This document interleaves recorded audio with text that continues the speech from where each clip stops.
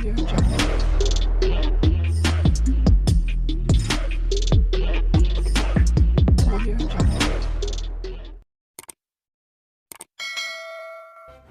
kasih karena memilih channel ini. Sebelum kita mulakan video ini, sila pertimbangkan untuk menekan butang like, share, dan subscribe, dan aktifkan butang lonceng Anda agar Anda sentiasa mendapat info-info percuma pada setiap hari dari channel kami. Dan tinggalkan komen Anda karena komen Anda amatlah dihargai. Terima kasih. Sebilangan warganet menyelar kembali bekas Speaker Dewan Negara Tan Sri Rais Yatim yang mendakwa pengumuman Sarawak mahu menyampaikan khutbah dalam bahasa Inggeris sebagai mencabar maruah umat Islam.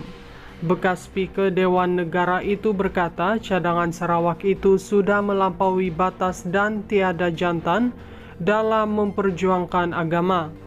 Sarawak sudah mengumumkan khutbah dalam bahasa Inggeris. Tadi baru picit pinggang, sekarang kehormatan tuan-tuan sudah tidak ada. Itu hormatnya, kejantanan kita sudah tidak ada, tiada jantannya kita dalam perjuangan lagi.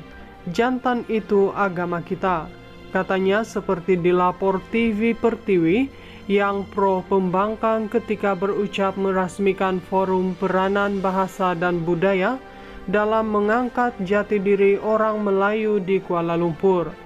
Apa yang menarik, pandangan Rais itu ditepis rata-rata pengguna media sosial yang tertanya-tanya bagaimana penggunaan bahasa Inggris sebagai bahasa pengantar dalam menyampaikan khutbah Jumaat boleh menggugat akidah umat Islam. Menggunakan contoh seperti masjid di negara barat, ramai mempersoal adakah mereka di sana perlu menggunakan bahasa Melayu dalam menyampaikan khutbah. Melihat situasi di dalam Malaysia sendiri, ada juga masjid-masjid yang menggunakan bahasa selain bahasa Melayu dalam menyampaikan khutbah. Menurut perkongsian ramai, Masjid India di Kuala Lumpur contohnya menggunakan bahasa Tamil ketika khutbah. Masjid Ash-Shakirin di KLCC pula dikatakan menggunakan khutbah berbahasa Inggris. Masjid Ash-Shakirin KLCC selang seminggu dia buat khutbah dalam Inggris, tak ada masalah pun. Tak ada pun orang nak mengamuk, tak tentu halah, kata Ed Pipnyet. Beberapa orang turut mempersoalkan mengapa Rais tidak berbuat apa-apa untuk menghalang masjid di Universiti Islam Antarabangsa Malaysia UIAM daripada menyampaikan khutbah Jumaatnya dalam bahasa Inggris semasa beliau menjadi Presiden ke-6 universiti itu dari 2013 hingga 2018. Mungkin Tan Sri lupa masa jadi Presiden UIAM dulu. Khutbah di Masjid UIAM pun dalam bahasa Inggris juga, kata Ed Rafi Ajikin. Untuk rekod, di bawah Perlembagaan Persekutuan, Sarawak mempunyai pilihan untuk menggunakan kedua-dua bahasa Inggris dan bahasa Malaysia sebagai bahasa rasmi. Di bawah artikel 161 Perlembagaan Persekutuan, berhubung perlindungan bagi Sabah dan Sarawak menyatakan bahawa Sarawak mempunyai kebebasan untuk terus menggunakan bahasa Inggris dan juga bahasa asal bersama dengan bahasa Malaysia sebagai medium rasmi komunikasi. Kabinet Persekutuan pada 2023 juga bersetuju supaya penggunaan bahasa Inggris kekal dibenarkan dalam urusan rasmi di Sabah dan Sarawak. Sebilangan warganet menyelar kembali bekas Speaker Dewan Negara Tan Sri Rais Yatim yang mendakwa pengumuman Sarawak mahu menyampaikan khutbah dalam bahasa Inggris sebagai mencabar maruah umat Islam. Bekas Speaker Dewan Negara itu berkata cadangan Sarawak itu sudah melampaui batas dan tiada jantan dalam memperjuangkan agama. Sarawak sudah mengumumkan khutbah dalam bahasa Inggris. Tadi baru picit pinggang, sekarang kehormatan tuan-tuan sudah tidak ada. Itu hormatnya, kejantanan kita sudah tidak ada, tiada jantannya kita dalam perjuangan lagi. Jantan itu agama kita.